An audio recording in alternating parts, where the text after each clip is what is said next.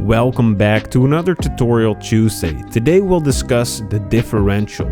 We'll explain what it is, how it impacts the handling of your car, and how you can change the differential's preload to make your setups better for your driving style.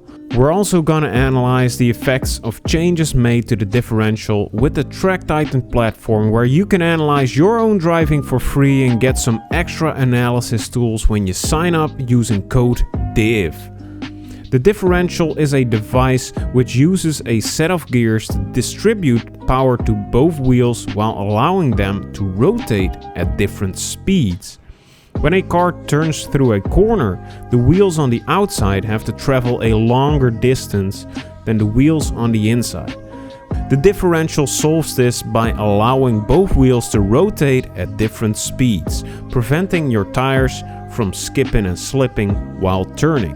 In a sim like ACC, you can change the preload of the differential, which means you can make it more like a locked differential, an open differential, or anything in between. A locked differential means that both wheels turn at the same rate, and they always get 50% of the engine's power.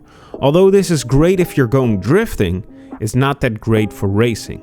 Now, when the diff is fully opened, it will send most of the engine's power to the wheel that has the least rotational resistance. So in theory, if one wheel is stuck, the other is supplied with 100% of the engine power.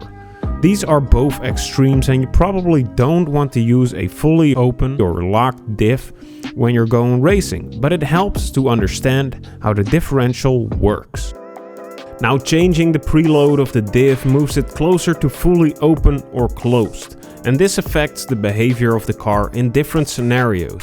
So when we increase the preload of the diff, which means closing it more, we'll experience the following.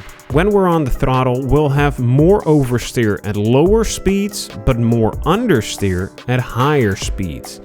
And when we're off the throttle, we'll experience more understeer, especially at higher speeds.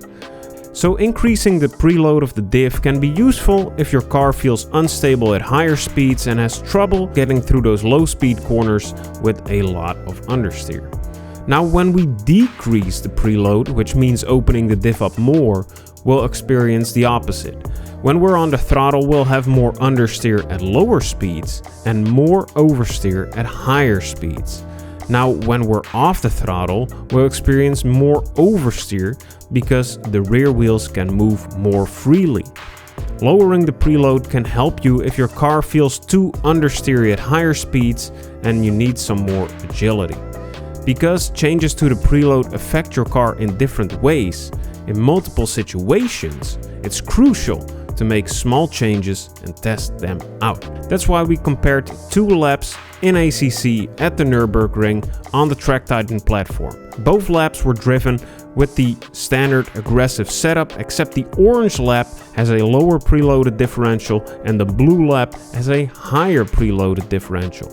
Segment 3 is interesting to review as it is a slow corner combination, and we can beautifully see the difference in driving styles required to make it around these corners.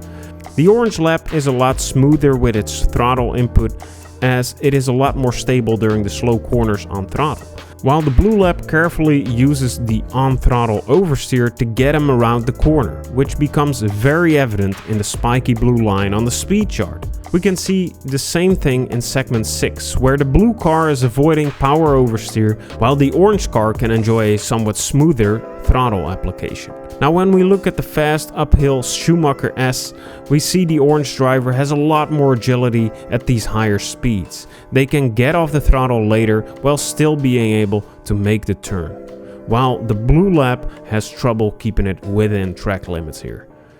Changing the differential preload immediately changes how the car handles, forcing you to adjust your driving style. And this also works the other way around, of course. If the car is not fitting your driving style, you might be able to get it in check by changing the differential's preload. Now let us know if you learned something new from this video or if you have any questions. Check out the TrackTitan platform in the description down below if you want to easily analyze your own sim racing, and we hope to see you in the next video.